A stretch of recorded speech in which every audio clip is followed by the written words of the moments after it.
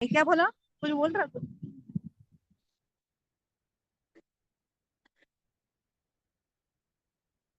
ॐ भूर्भुवः स्वः तत्सवितुर्वरेण्यं भर्गो देवस्य धीमहि धियो यो नः प्रचोदयात्। ॐ गुरुर्ब्रह्मा गुरुर्विष्णु गुरुदेव महेश्वरा गुरुरेव परब्रह्म तस्मै श्री गुरुवे नमः।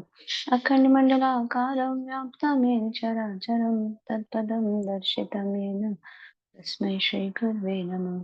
मातृवत्सलानेत्रे च पितृवत्मार्गदर्शिका नमोऽस्तुते गुरुसत्ताये श्रद्धाप्रज्ञायता च।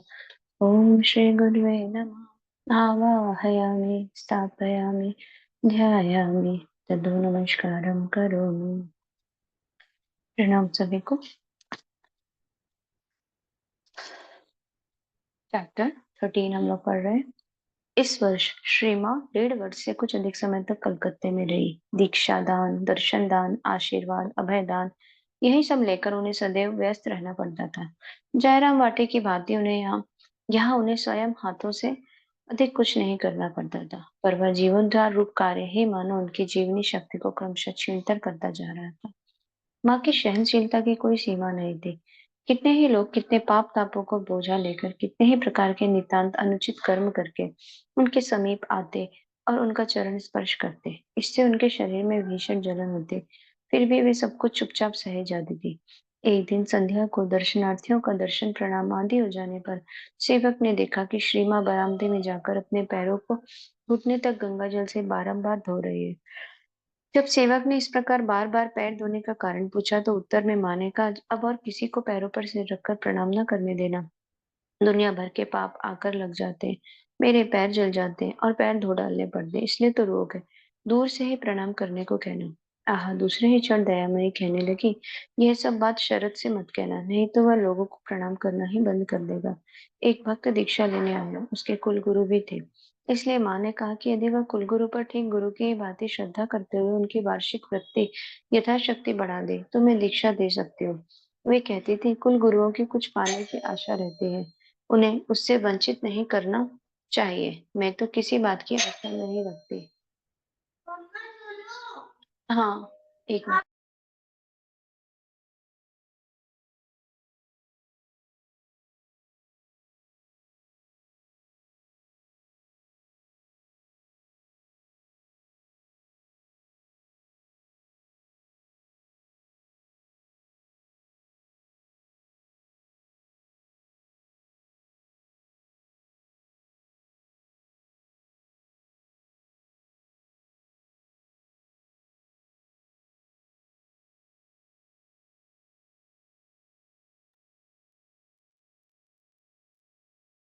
एक दिन संध्या को दर्शनार्थियों का दर्शन प्रणाम आदि हो जाने पर सेवक ने देखा कि श्री माँ बरामदे में जाकर अपने पैरों को घुटने तक गंगा जल से बारंबार धो रही है। जब सेवक ने इस प्रकार बार बार पैर धोने का कारण पूछा, तो उत्तर में माँ ने कहा, अब और किसी को पैरों पर सिर रखकर प्रणाम न करने देना।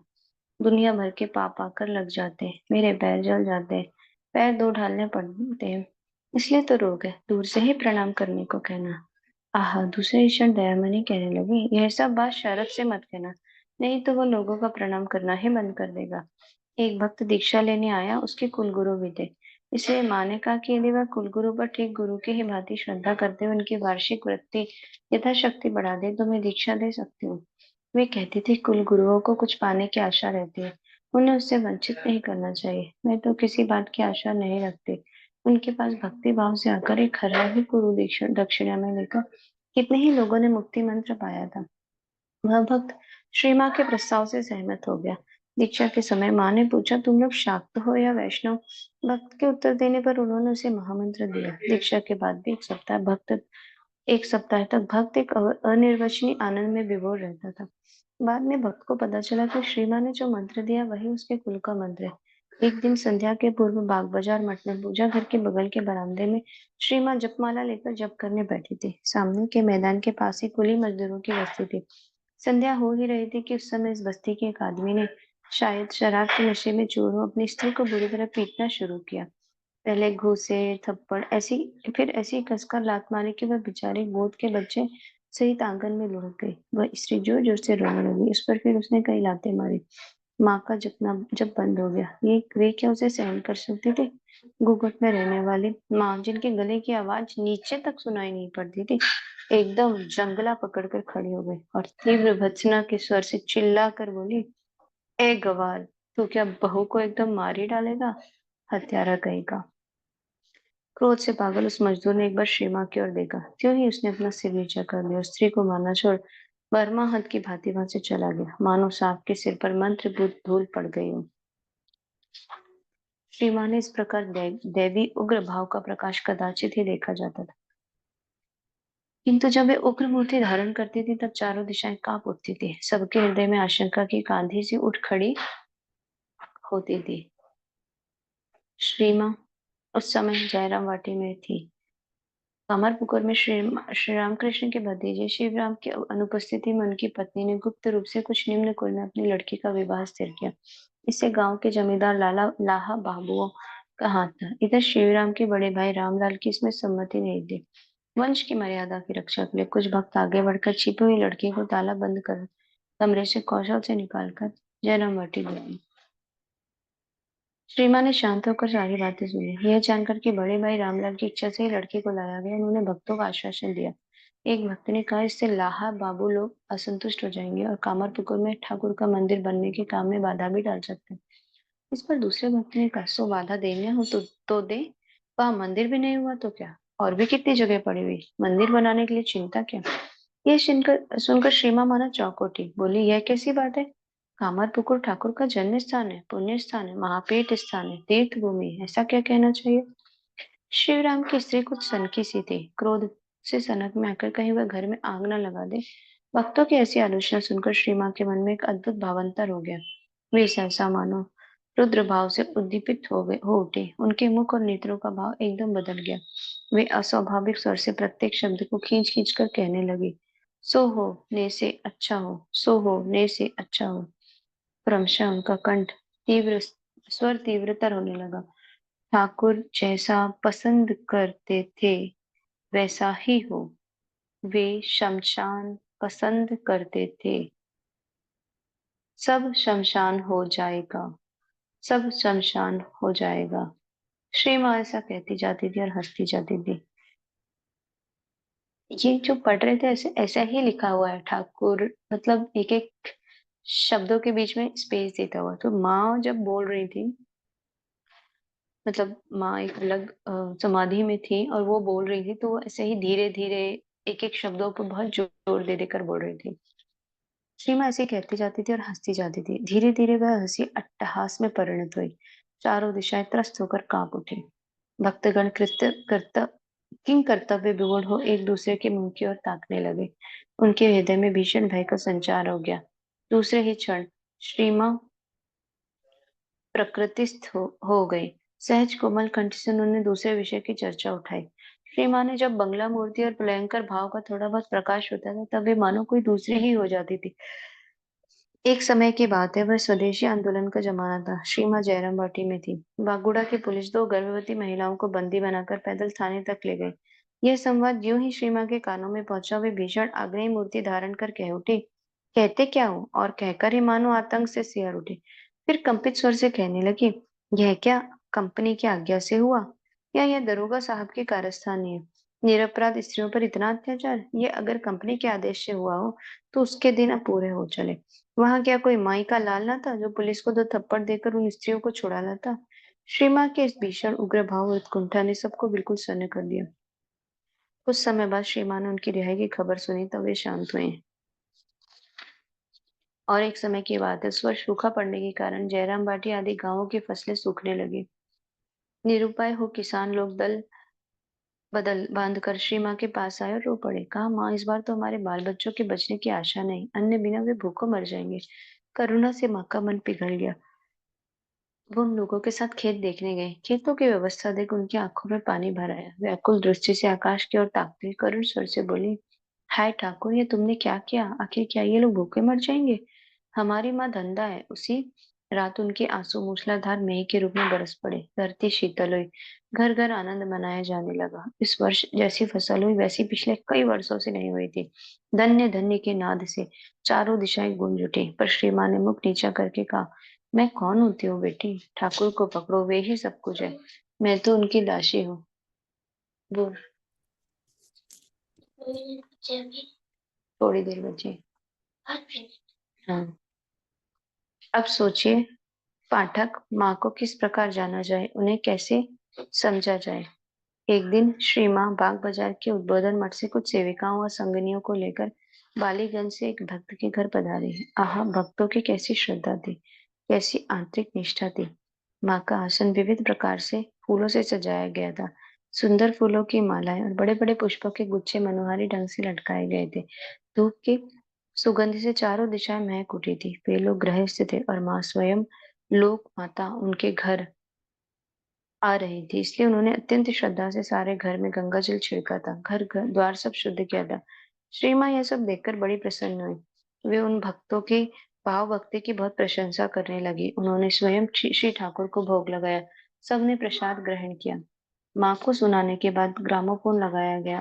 मशीन का गाना सुनकर माँ को और भी प्रसन्नता हुई।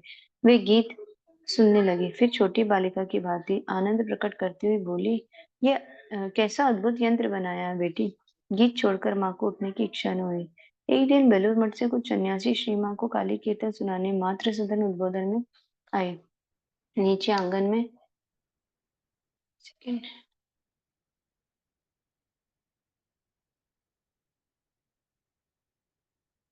नीचे आंगन में कीर्तन का आयोजन हुआ। माँ ऊपर बैठी। रात को लगभग 8:30 बजे कीर्तन आरंभ हुआ।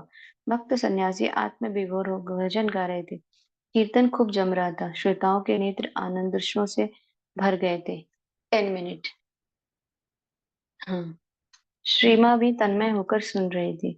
जब कीर्तन मंडली उन गीतों को गाने लगी तो श्री श्री रामकृष्ण देव गाया करते थे।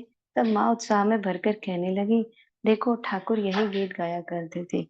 जब मजलो आमार मन भ्रमरा श्याम पद नील कमले गीत शुरू हुआ तब तो मां ना रह सकी। नेत्र डबडबा आए। कहा, चलो बेटी बरामदे पर चल सुने। एक दिन अन्नपूर्णा की माँ, उन्होंने श्री रामकृष्ण को भी देखा था। श्री माँ के दर्शन करने आई। माँ को प्रणाम कर उन्होंने कहा, माँ मैंने स्वप्न में देखा तुम मानो मुझसे कह रही हो मेरा प्रसाद खाओ, तब तेरा रोग दूर होगे। मैं बोली, ठाकुर ने मुझे किसी का जूठा खाने को मना किया है। फिर भी माँ तुम मुझे अपना थोड़ा सा प्रसाद दे दो। ठाकुर ने जिसका निषेध किया वही करना चाहती हूँ। यह यह कहकर श्री माँ ने अपनी असम्मति प्रकट की। फिर भी अन्नपूर्णा की माँ कई प्रकार से हट करने लगी। अंत में वे बोली, माँ जब तक उनमें ठाकुर में और तुम में मेरा भेद बोध था तब तक वह बात ठीक थी, पर अब तो वह नहीं रह गया। अब प्रसाद दे दो। उनकी बात सुनकर श्री माँ ने प्रसाद दे दिया। उसी समय की बात है। श्री माँ ने बाग बाजार मठ से कुआलपाड़ा आश्रम के अध्यक्ष को एक पत्र लिखवाया। यदि तुम लोग कुआलपाड़ा में मेरे लिए एक अलग मकान की व्यवस्था कर सको तो देश जाने पर कभी कभी तुम लोगों के यहाँ आकर ठहर सकती हो। जयराम वाटी में भाइयों के झमेले दिन पर दिन बढ़ रहे हैं और उन लोगों के अत्याचार में सारे समय सह नहीं सकते। फिर वहां यदि तबीयत बिगड़ जाए तो जगह बदलने का कोई उपाय नहीं है, इत्यादि। पत्र पाकर आश्रम वासी उल्लास से भर उठे। माँ के निवास के लिए वे मकान बनाने में लग गए। उन्होंने शीघ्र ही आश्रम से कुछ दूरी पर 3 कमरे, एक छपरी और शौच गृह तैयार कर डाला। श्री माँ इस मकान में 2-3 बार आकर रहे। मकान का नाम रखा गया था जगदम्बा आश्रम। 10 मिनट से 2 मिनट कम हुए तो 8 मिनट। सॉरी। 1.5 वर्ष से कुछ अधिक समय तक आप पढ़ सकते हो तो आप पढ़ लो।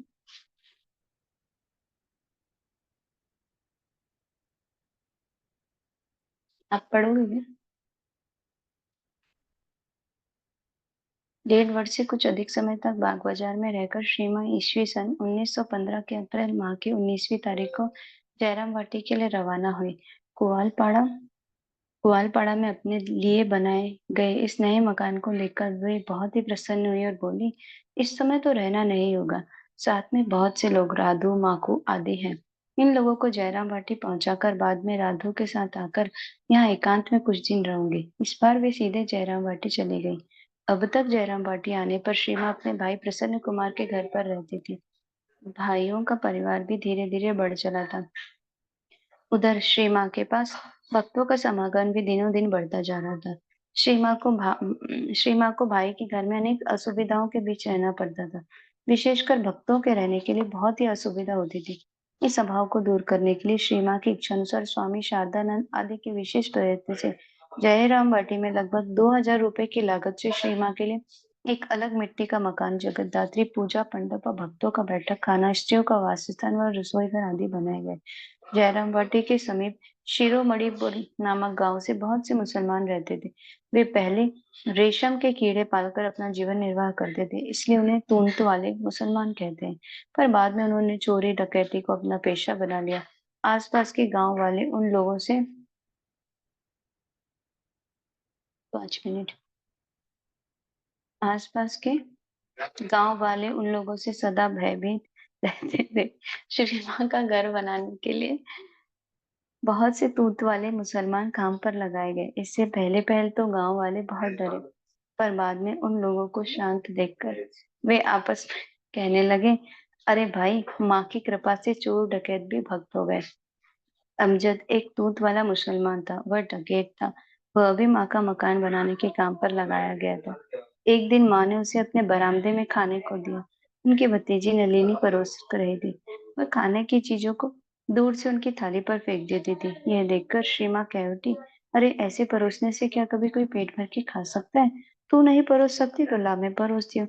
अमजद के खाना खा लेने के बाद श्री माँ ने अपने हाथ से उस स्थान को धो दिया। ये देख नलिनी बोल उठी, ओ हुआ तुम्हारी जात गई। वह बड़ा हंगामा मचाने लगी। तब श्रीमान ने उसे धमकाते हुए कहा, जैसा शरद मेरा लड़का वैसा ही है अमजद भी है। वे माँ जो है। ये सेम स्टोरी माता जी के साथ की हुई है। माता जी ने भी एक बार एक मुसलमान को खाना खिलाती थी, उनके घर में ही आता था और उसकी थाली खुद धोती थी। और उनके साथ जो रहती थी, एक अम्मा रहती थी उनके साथ, तो वो उनको बोलती थी ऐसा क्यों करते हो? तो वो बोलती थी कि मतलब वो मेरा जैसे तुम सब हो वैसे ही वो मेरे हैं। तो माता जी ने भी सेम ये मतलब पूरा रिपीटेशन जैसा ऐसा। श्री माँ कहती, मनुष्य में दोष तो लगा ही हुआ है, पर किस प्रकार उसे भला बनाना होगा ये कितने लोग जानते हैं। अक्सर यह देखा जाता था कि जिस व्यक्ति को कोई देख ना सकता था, अपने पास तक ना फटकने देता था, माँ का स्नेह उसी पर अधिक बरसता था। श्री माँ भी यह जानती थी कि उसने बड़ा दूषित कार्य किया, फिर भी वे उसे क्षमा कर देती और अभय दान देती। वे बुरे को भी मानो स्नेह से उंगली पकड़कर उसे देवत्व की तरह ले जाती थी। एक बार की बात है कि युवक भक्त ने कई कोई निंदित काम किया। इस पर कुछ विशिष्ट भक्तों ने श्री माँ को सारी घटना सुनाकर उससे अनुरोध किया कि वे उस युवक भक्त को अब अपने पास न आने दें। यह सुनकर श्री माँ ने वेदना भरे कंठ से कहा, यदि मेरी संतान अपने को धूल कीचड़ में सान ले तो उसे धो धोकर मुझी को भी तो गोद में उठाना होगा, मुझे को तो गोद में उठाना होगा। श्री माँ की यह क्षमा, यह स्नेह ही विषम पातियों कर्मियों विपदगामियों को शत पर लौटा लाता था। ये रक्षा कवच बनकर विपत्तियों से भरे पथ पर संतानों की रक्षा करता था। एक दिन एक तूत वाला मुसलमान अपने केले के पेड़ से कुछ पके केले लाया और बोला, माँ ठाकुर के लिए ये लाया, आप रखेंगी क्या? श्री माँ ने हाथ पसार कर कहा, जरूर लूंगी बेटा, दो, ठाकुर के लिए लाया अवश्य लूंगी। एक भक्त स्त्री पास ही खड़ी थी, उसने कहा, वे लोग चोर हैं, हमें पता है, उसकी लाई चीज ठाकुर को क्यों देना? माँ ने उसकी बात पर ध्यान न दे उस मुसलमान को मुरमुरा मिठाई देने के लिए कहा। उसके चले जाने पर श्री माँ उस स्त्री भक्त का तिरस्कार करते हुए गंभीर स्वर से कहने लगी, कौन भला है कौन बुरा है यह मैं जानती हूँ। श्री माँ ने कहा था, मैं सत की भी माँ हूँ और असत की भी। केवल इतना ही नहीं, केवल बल्कि इतर जीव जंतु भी श्री माँ की दैवी मात्र स्नेह से वंचित नहीं थे। उन्होंने भी श्री माँ को स्नेहमयी जननी रूप से पाया था। श्री माँ ने एक तोता पाला था, उसका नाम रखा था गंगाराम। उसके प्रति श्री माँ का कितना प्यार था। वे कभी उसे राधे कृष्ण राम राम पढ़ाती और कभी पुकारती गंगाराम। यह सुनकर तोता कहता, माँ सबको मामा करते हुए सुनकर गंगाराम भी श्री माँ को माँ कहकर पुकारना सीख गया था। माँ जब पान खाने लगती, गंगाराम कहने लगता, माँ माँ।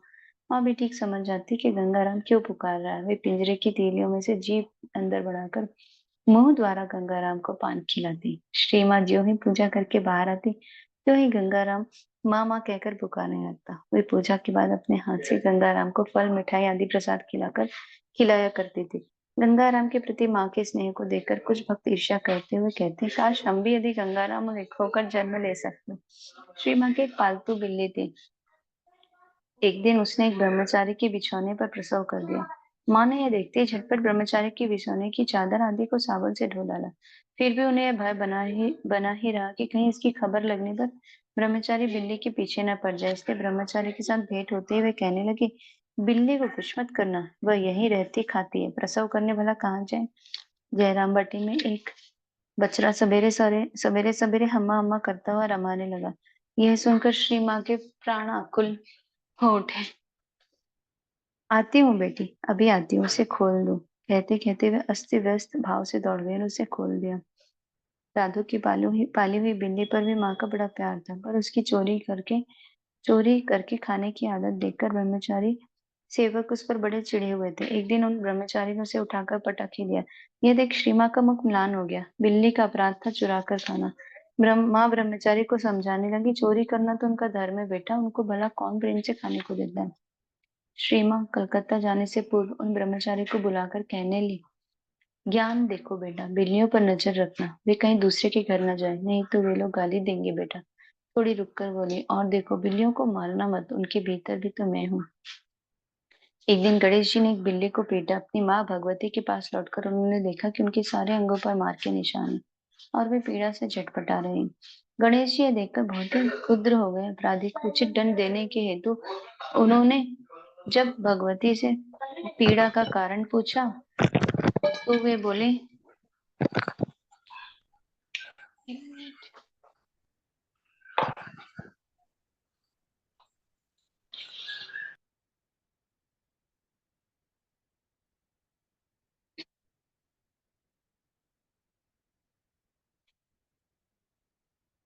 तो मैं बोली, तुम्ही ने तो मुझे मारा है, ये देखो मेरे शरीर में तुम्हारी मार के निशान है।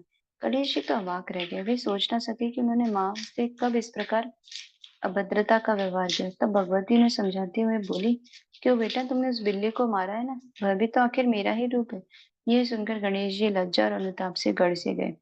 सन 1907 ईस्वी में जयराम वाटी में किसी संतान ने प्रसंगवश श्री माँ से पूछा था, तुम क्या सबकी माँ हो? श्री माँ ने उत्तर दिया, हाँ। पुनः संतान ने प्रश्न किया, इन सब इतर जीव जंतुओं की भी? माँ बोली, हाँ, इन सब की भी। श्री माँ का नया मकान तैयार होते ही ईस्वी सन 1916 की मई की 15वीं तारीख को आनुष्ठानिक रूप से गृह प्रवेश आदि कार्य समाप्त कर श्री माँ सेवक संगनियों को लेकर नए वास स्थान पर आई। मुक्तिकामी सन्यासियों और संसार ताप से दग्ध गृही संतानों के लिए हृदय शीतल करने को एक जगह हुए। नए घर में प्रवेश करने के लगभग 1.5 महीने बाद स्वामी शारदानंद जी जयराम वाटी पहुंचकर श्री माँ को कलकत्ता ले गए। यह ईस्वी सन 1916 के जुलाई माह की 6वीं तारीख की बात है। श्री रामकृष्ण देव के जीवन का मूल मंत्र था त्याग। एक दिन ग्वालपाड़ा में वहां के आश्रम के अध्यक्ष ने श्री माँ से पूछा था, माँ, इस बार ठाकुर जो सर्व धर्म समन्वय कर गए, तो क्या वे आपकी नई बात देने आए थे? कुछ मौन रहकर श्री माँ ने कहा, देखो बेटा, मुझे तो ऐसा नहीं लगता कि उन्होंने समन्वय भाव का प्रचार करने के उद्देश्य से सारे धर्म मतों की साधना की थी। वे तो सदैव भगवत द्वार में विभोर रहते थे। ईश्वरीय मुसलमान जिस जिस प्रकार से साधन भजन करके उस परम वस्तु को प्राप्त करते, उस प्रकार की साधनाओं द्वारा वे भगवान की अनंत लीला का आस्वादन करते थे। दिन और रात कहाँ से आकर कहाँ निकल जाते, ने उसका कोई होश नहीं रहता था। तो भी बात क्या है जानते हो बेटा, इस युग में त्याग ही उनका विशेषत्व है। इस प्रकार का स्वाभाविक त्याग क्या किसी ने दूसरे किसी भी युग में देखा है? तुमने जो सर्वधर्म समन्वय की बात कही, वह भी ठीक है। अन्य अन्य बार अर्थात अन्य अवतारों के समय किसी एक ही भाव को प्राधान्य देने से दूसरे सब भाव ढक गए थे।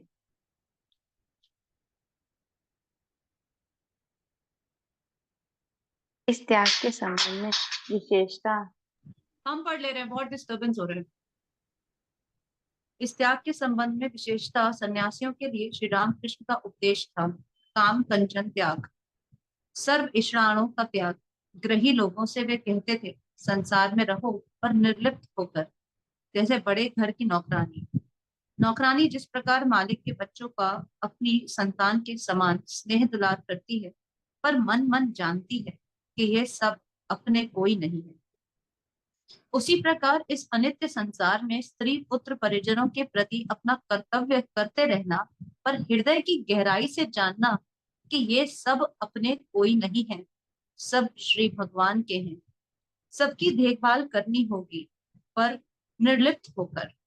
इसलिए निर्माण मोह श्री माँ के जीवन में हम इस बात का एक सर्वांग सुंदर आदर्श देख पाते हैं कि संसार रंगमंच पर किस प्रकार अभिनय किए जाना होगा। वे जित संग दोष होकर संसार में रहती थी। श्री माँ के जीवन का भी प्रधान उपदेश है काम कांचन त्याग। जिस प्रकार श्री रामदेव सन्यासी शिष्यों से कहते थे स्त्रियों का चित्र तक न देखना, उसी प्रकार श्री माँ के मुख से भी सन्यासियों के लिए इसी तरह की बात सुनी जाती थी। किसी किसी ग्रही भक्त का भी श्री माँ इस त्याग का उपदेश देती थी। एक बाल विधवा को उन्होंने सतर्क किया था, देखो बेटी, पुरुषों का कभी विश्वास न करना। एक बार जब उन्होंने सुना कि वह स्त्री भक्त ससुराल जाने वाली है, तो उन्होंने उसे सचेत कर दिया, किसी के साथ मेलजोल ना बढ़ाना। चाहे किसी का जमाई आए या अन्य कोई भी संबंधी आए, पर किसी के संपर्क में ना आना। अपने ही में मस्त रहना, जाओ नहीं किसी के पास। ठाकुर को नारियल के लड्डू पसंद थे, देश जाकर उन्हें उसी का भोग देना। उनकी सेवा जप ध्यान ये सब बढ़ा देना और उन्हीं के ग्रंथों को पढ़ना।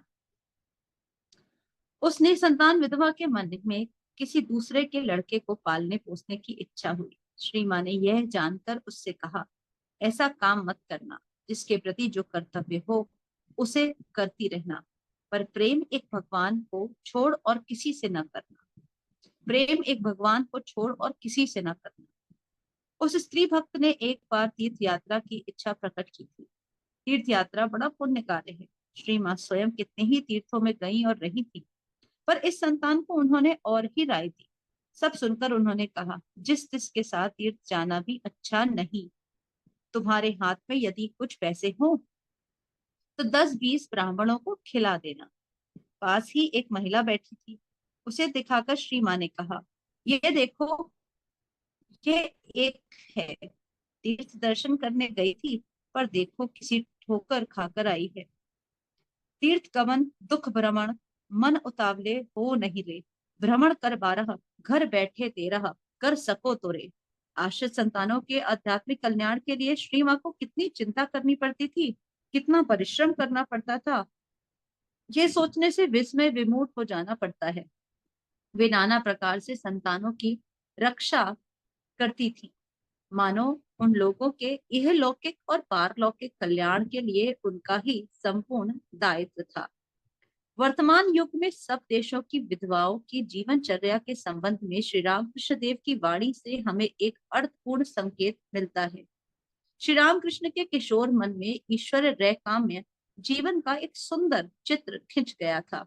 वे सोचा करते थे, यदि और एक बार जन्म लेना पड़े तो ब्राह्मण कुल में बाल विधवा के रूप में जन्म लूंगा। कृष्ण के सिवा नहीं जानूंगा। एक छोटी सी झोपड़ी में रहूंगा, साथ में दूर के रिश्ते की बूढ़ी बुआ या मौसी रहेगी। थोड़ी सा जमीन रहेगी, उसमें अपने हाथ से शाक सब्जी लगाऊंगा। थान पर दूध देने वाली एक गाय रहेगी, अपने घर मक्खन बनाऊंगा। गोप बालक के रूप में वे ही मन चोर कृष्ण छिप छिप कर आएंगे और मैं हाथ से उन्हें वह सब रबड़ी मलाई आदि खिलाऊंगा। चरखा कताते समय रोते रोते गुनगुनाकर कृष्ण के नाम और स्तवन गाऊंगा। इस प्रकार सारा जीवन कृष्ण के ध्यान में, कृष्ण के प्रेम में कट जाएगा। कृष्ण के सानिध्य का आनंद ही परमानंद की प्राप्ति है। कृष्ण के सानिध्य का आनंद ही परमानंद की प्राप्ति है। विधवाओं का जीवन का त्याग है, तपस्या और साधन भजन का जीवन है। इसलिए हिंदू शास्त्रों में उनके लिए विविध संयम नियमों की व्यवस्था है। संसार के अल्प और मृत्यु सुख से अपने को वंचित रख शाश्वत भूमानंद की प्राप्ति के लिए त्याग के पथ पर जीवन को प्रेरित करना ही श्रेयस्कर है। शूद्र का त्याग किए बिना महत्व को पाना बहुत दूर की बात है। युक्त विधवा भक्त को श्री माँ ने जो सुंदर उपदेश दिया है उससे विधवाओं के लिए एक लक्ष्य हो, अपने जीवन को महान व्रत का पालन का निर्देश है एवं उसके अनुकूल वातावरण का संकेत मिलता है। विशेषकर श्री शारदा देवी के मुख से निस्तृत होने का कारण उसमें विधवाओं के वांछित अंतर्जीवन की दिव्य आभा निखर उठी है।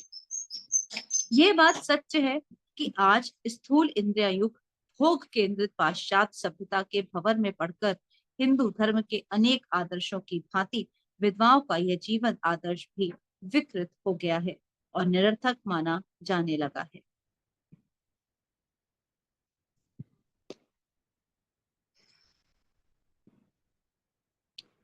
ओ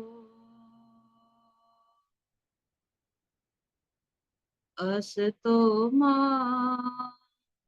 सद्गमया तमसो मा ज्योतिर्गमया मृत्योर्मा अमृतं गमया। ओम शांति शांति शांति। सभी को सादर सरिता दीदी के लिए 3 मंत्र बोल लेते हैं, रिकॉर्डिंग महामृत्युंजय मंत्र।